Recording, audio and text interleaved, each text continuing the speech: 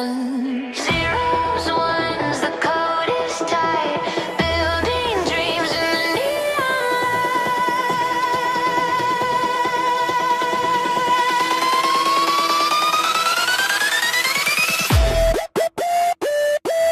Frank's World.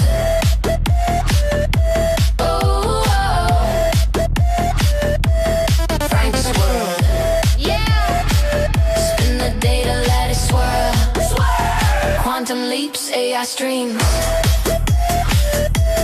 Frank's World. It's a dream.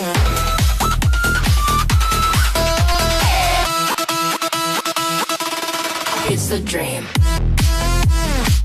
Welcome to franksworld.com. All right. I think that's the first time you've seen that. It's totally the first time I saw it. I'm going with it. I'm enjoying it, and then all of a sudden, I see the pup, Mm-hmm. and that was hilarious. That was absolutely hilarious because it didn't pretend to be anything that it wasn't. Right. Right? And I like that. You know, there's so many things now you look at, and you're like, "What am I really looking at? Is this real?" Like, Yeah. that You're like, wait, I is can that appreciate AI? it. Yeah, I thought that was fun. I enjoyed it. I'll leave it to the viewer's discretion on whether or not that was AI. Okay. But I did want to point out that the joke behind that was everybody and their dog is now an AI expert. So, and, Right. you know, nowadays. And speaking of dogs, you could probably hear mine in the background. Let me close the door so it's a little quiet. I know this one here. Oh, you go. He wants a cameo. Do you want a cameo? No. No, he's camera shy. You're sweet. He's more of an off-camera type of guy. Right. He's always on the chair behind you. Yes, he's always in the chair behind me. Right? He's the director. So with that, today we're not talking about AI. We're talking about quantum and a little report you put together, which is the Quantum Startup Landscape Interactive Report. I will make sure that if you can't type that, I will place. There you go. You can scan that QR code, and at anyone's leisure, you can check it out for yourself. Have we tested it on the phone? Oh dear, because we just did it. It should work. It should work. It should work. But yeah, look, I'm really excited about it. I've been given this ability. Mhm. Thank you, Frank, Oh, no for problem. walking me through this concept of vibe coding, and It's pretty epic, isn't it? just changed my whole life. Right. You know, as somebody who thinks in big picture ways, Mhm. right? The ability to give people this data visualization of what I'm thinking about it's a gift. I feel it's a gift. It really is, because like you could say, like, there's no way you would have hired somebody to do this, right? No. You know, but here it is. Like you can operate at the speed of ideas. Right. I should It's a great way. trademark that. Yeah, you should. It's a really great way to think about it. Yeah, so I wanted to look at the global startup landscape. I asked to pick the top 100 companies. Mhm. I rank them in several different types of ways to prove, you know, what would be the top 100 startup companies. And it was really interesting for me to see, number one, where were they located? Number two, you know, did they cluster? Number three, you know, who was leading the charge, if you will. Mhm. And to just kind of dive as deep as I could, you know, understanding, you know, certain parameters, right? Like I initially started with 50 and I'm like, no, I'm gonna go to 100. You know what I mean? And then it just awakened more places, which I thought was really like it awakens Australia. Mhm. You still can see how populated Europe is. You see now you just passed by Africa, Yep. so it's exciting. And so what I did is, But you did see, like, it does cluster, oh yes, it right? You does. see a lot of work around Germany, Switzerland, and France. There's a cluster around the UK. That's a pretty wild animation you got there. If you But go down the left-hand side, Hmm. you can see something that should be like clusters by metro area, and it'll show you like how many are located in London, how many are located in New Oh York, San yeah. Francisco, and so there we go, and it'll show you that really it's looking at this from the city perspective, not the country perspective, kind of gives you a whole new take on what's really going on. Well, 100%. Like you can kind of see what I think is interesting because tech ecosystems tend to develop around cities. You see that in the United States. You see Mhm, that, whether it's the Bay Area, Seattle, Boston, kind of the DC metro, right? Quebec mhm. also, Montreal probably more. Well, Uh, Quebec is very big in quantum. There's several companies going on, and Canada is very big into quantum as well. So they have, 4 different locations in Canada of where right, quantum is populated. That's right. very exciting, you Well, know? you kind of see this, like you have, um, you obviously have Montreal, Quebec area. Mhm, We have, I'm assuming this is Toronto and Waterloo.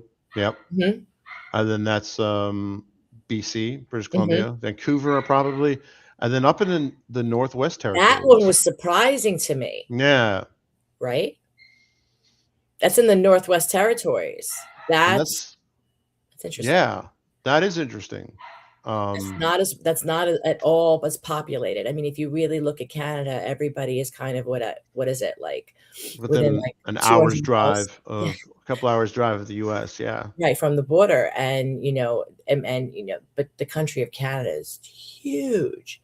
So, there's a lot of unpopulated places, like, I just was learning something about the size of Quebec, Hmm. and I found out that you could put, the United Kingdom into Quebec 7 times, Wow. and that's how big Quebec is. Wow. I mean, it And I was makes like, "Oh," sense, right? right? But Because it there's so goes much. up pretty far. Yeah, but I so mean, I don't cold. know how many people live up that way, Yeah, but I think it's too cold for Candace. But yeah, so I wanted to find ways to kind of strategically, slice the information and say, "Okay, show me scopes of the 10 top cities," mhm. right? Paris, London, um, uh, then you had, San Francisco, then you had Montreal, Kansas City, which I wasn't expecting, apparently is quite active in quantum. So, Really? yeah, I wasn't expecting that, and that was pretty cool. Oh Um, yeah, that is. Singapore, um, so yeah, so I'm like, "Ooh, this gives me an opportunity to, basically write a bunch of different types of reports Mhm. that different audiences would be very interested in." To Yeah, say, "Okay, this is what I've learned. What do you think? Like, how about the analysis of this?" And it gives you kind of just a deeper contextual scope, if right, you will. Are you an investor? Do you want to know about what does it look like hardware versus software? If you were to think about hardware versus software, what do you think the percentage what would be if you looked at like the top 100 companies, right. Well, right? And also too, like if you're into economic development, say, in Georgia or Florida, you're not on the map. What do you do to get yourself on the map, right? right, right, exactly. Um, And where maybe you want to think about where you might want to cluster around, mhm, you know? Um, what I found particularly interesting, something that I actually spoke with someone today, Olga Mamala. mhm, Um, she's fascinating, fascinating person. And she was talking about the importance of partnerships, right, right? And we all know, in our world, partnerships are super important. And I was really fascinated by the idea to say, okay, I have the top 100 companies. How many how many startups are actually attached to a partner? right, right. And So we then, have a question, and the question oh, is, what is the subject of the stream? We're talking about this report that Candace vibe coded about the quantum startup ecosystem. right? And to be clear, these isn't the only places, but these are just the ones that got flagged in your research, Right. right? And I think it's interesting you notice certain clusters, right? The West Coast, the U.S., right? You also have, the Northeast, right? Obviously, New York, Boston. Although that's in Connecticut, though. That's interesting. Um, as well as the DC Metro and clusters around, Central and Western Europe, as well as Saudi Arabia, Israel, and India, China, Singapore, a lot in Australia too.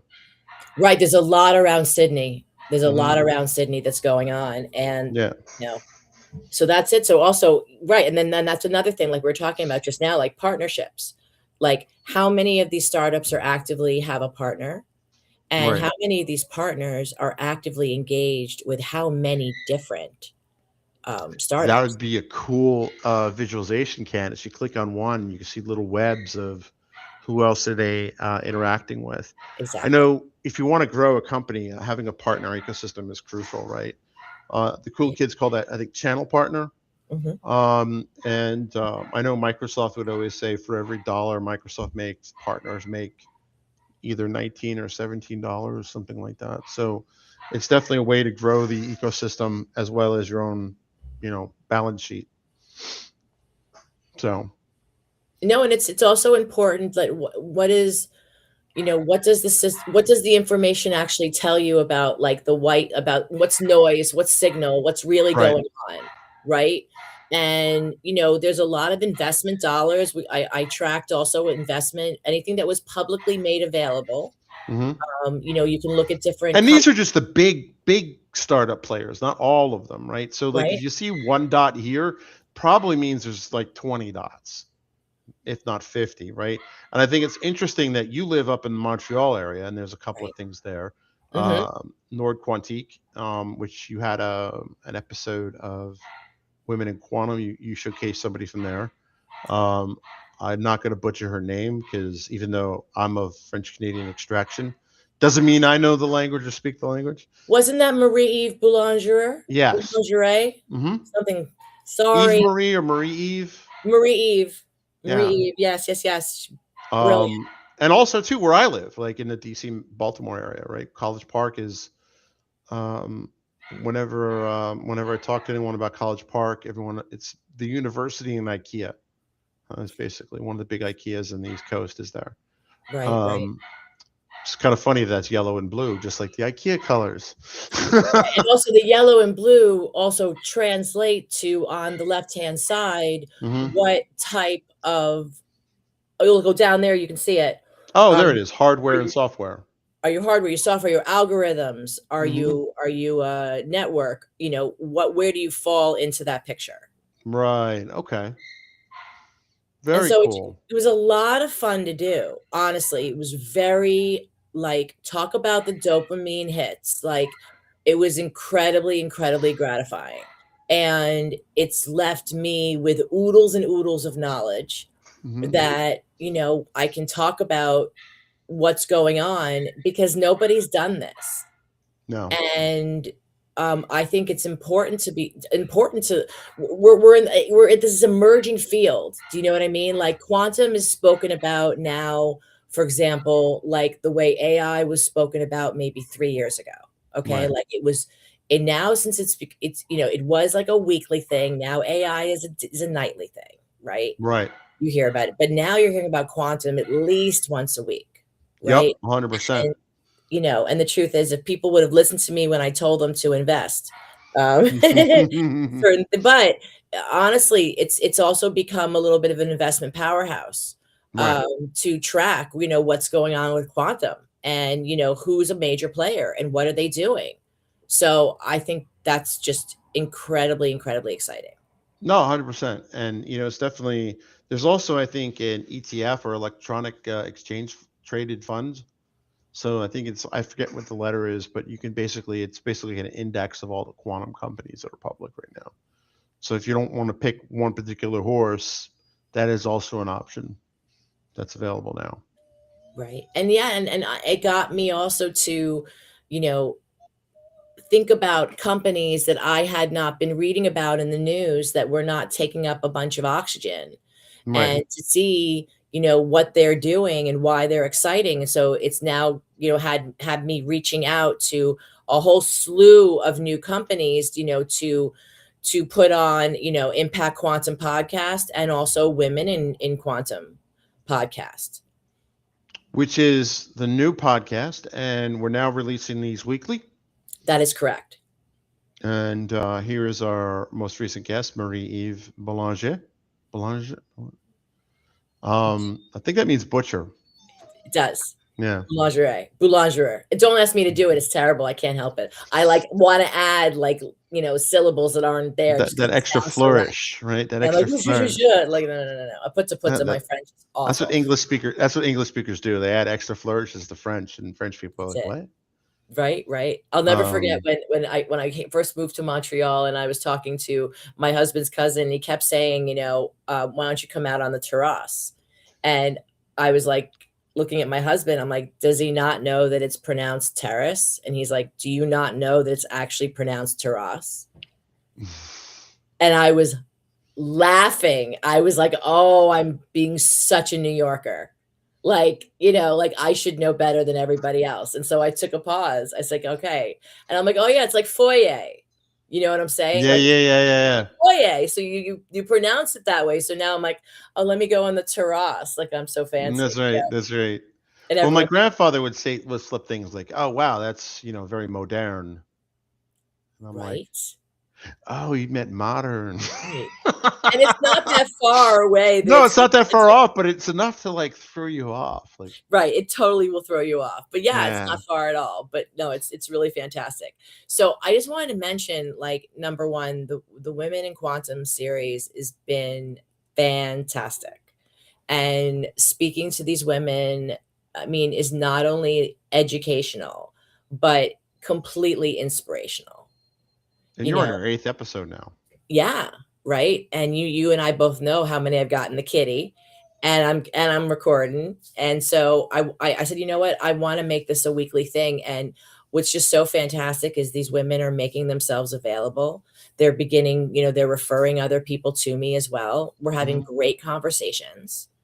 I would say something that I've learned that I did not know about is it appears that most of these women receive their education from several different countries. Yeah, and you mentioned that, like Japan. One lady went to Japan and somewhere else, and Sweden, and right. And the lady I spoke to, the lady I spoke today, she's from Ukraine, and then she was learning about German, and then she went to Denmark, and now the company is in Switzerland. And I spoke to this one woman who was from Egypt. And she went on to Tokyo. Was it be this lady? Sarah, yes. And it's just fascinating because they're following where the education is happening, right? And with all, the truth is when you're a woman in whatever field that you're in, if you're in a foreign country and you're going to travel somewhere, you want to feel like you're safe. And you don't want to not be surprised about it. You're probably also convincing your parents it's okay to do the travel, right? Yeah, I can imagine. Yeah. Let's be honest, right? And so many of these women have spent their time in Japan, either in Tokyo or Osaka, and talked about just how incredibly safe the culture is there. And they loved it so much that they would totally live there forever if they could. Right. They just loved it so much. A bunch of them have hit Canada. Some of them have hit the States. And then if they had problems with visas, then they've had to go back to Europe because there's problems with visas now, right? It's it's not as easy as it used to be. It's not as easy as it used to be.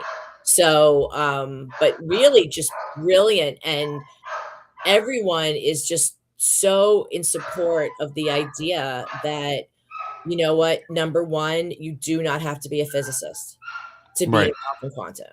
And number two, communication is key. It's just key. That was a consistent theme across these episodes. And most of these women didn't start out. I think one or two of them did. but like out of the 8 you've spoke to and we published so far, and there's more than 8 that you've already recorded, um, on, only a tiny fraction that started in physics. It's true. It's Um, true.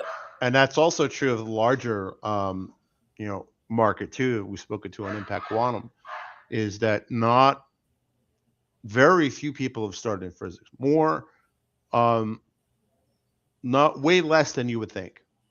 It's true, and a lot of them who have more of a Hmm. business mentality, operations, logistics, which is very interesting, even policy, and then they came upon quantum, where they could take their previous experience in another industry and then apply it to what's going on in quantum and Right. how to, for example, a lot of them are involved in quantum security, QKD, and they're taking all the business knowledge they have, the operations knowledge, and they're translating it into quantum and how it can apply to, to the world to come. Right. No, it's interesting because, and again, like it all goes back to our original thesis, right? Of the show for season 3 and 4 has been like, you just have to be curious, right? I mean, at some point in time, somebody's going to have to rack and stack these things, right? There are going to be people that are going to be researchers and physicists, but you don't see a lot of electrical engineers in the IT field these days. I mean, they exist, but you don't need to be in that space, right? Troubleshooting a printer is a um, very different discipline than designing the chips that go into the printer, Right, right? right. So I think that quantum is going to follow a very similar trajectory where you'll have like a small core of people who are going to be either electrical engineers, chip designers, et cetera, or designing the machines. But there's going to be a whole much larger people. Somebody has to sell it. Somebody has to do all the stuff that is not related to the core. Right, right, and again, and then at the end of the day, again, like we said, the curious audience is always Hmm. growing. I There knew we it. go. I knew it. There we He go. was he was up on the desk over there sniffing around for something, and Right? But so like, the curious audience is always growing, and right. that's why attracting them is so very crucial Well, because and taking away that intimidation, right? Because I remember when data science or AI was very intimidating because of all the math and all this, and it was like, yeah, you have to study mathematics, and get a PhD in mathematics. No, you just really need to be motivated and curious, right? And the more curious you are, the more likely you are to get motivated to learn more, right? I mean, that's and I want to kind of pay it forward with quantum, right? Like because people did that to help me make that transition over a decade ago now.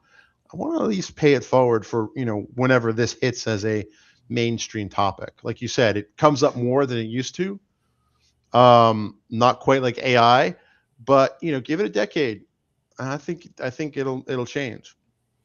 and I like to say that, everyone's always fearful that, AI will take your job. Quantum is not gonna take your job. No, It's just really not. Um, it'll steal all your secrets before it takes your well, that's job. why they need to that's why, I mean, today I got Yep. such a lesson on the importance of cybersecurity and this whole, you know, people grabbing the data now and then Yep. decrypting it later. Hmm. I was like, oh my goodness, just listening to, how you just can't, if you're in business, you cannot bury your head in the sand over No. it. Like it's coming. It doesn't, it just, if, there was such a good quote. It was something like, if you care about if your company is going to be around 10 years from now, you need to be protecting your data Yep. right now. And I said, ooh, that's powerful. No, that's a good one. Right? I'm like, that's a cold open. There I said, ooh, I'm learning all the podcasting language. I'm like, you that's go. great, right? Right.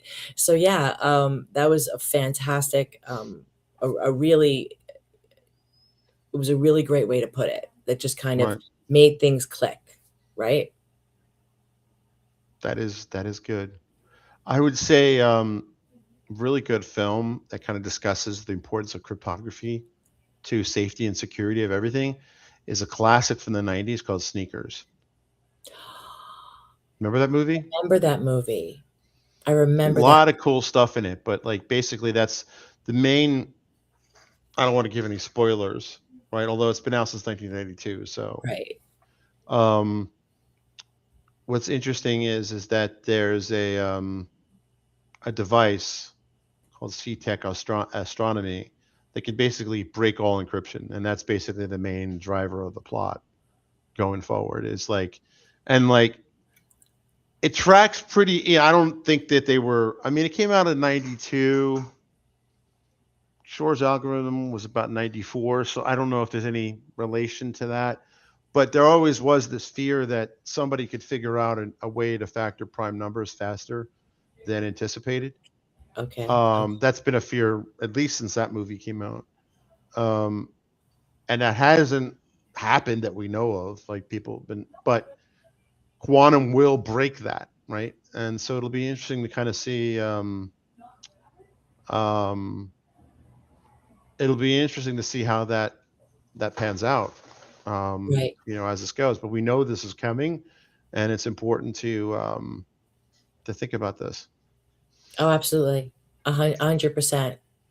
And I think that probably the most vocal companies out there that are in the quantum space are in the cybersecurity QKD space. Mhm. Just saying, you know, really standing up on top of the hill and saying, you got to pay attention. Mhm. It's coming whether you want to care or not.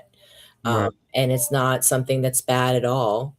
It's just something that's going to help, you know, bigger types of systems, you know, function and interpret the data in a way that the current systems can't. Mhm. Right. You know, I think about drug discovery. I mean, I think about, I know it's a little strange, but my stepmother passed away 9 years ago. My mother-in-law passed away 9 years ago from Crohn's colitis. I see commercials daily about Crohn's and colitis now, Oh, search. I know what you mean. right? But Medicine for that. 9 years ago, nothing, right? Nothing. And Right. it just all of a sudden finally became some kind of issue enough that enough people had it, enough people were suffering that they really began to investigate, things began to change, and they got better drugs out there to help more people, right? So like drug discovery, it's going to happen, it's going to make sense. And they're going to be able to help vast amount of people, Right. right?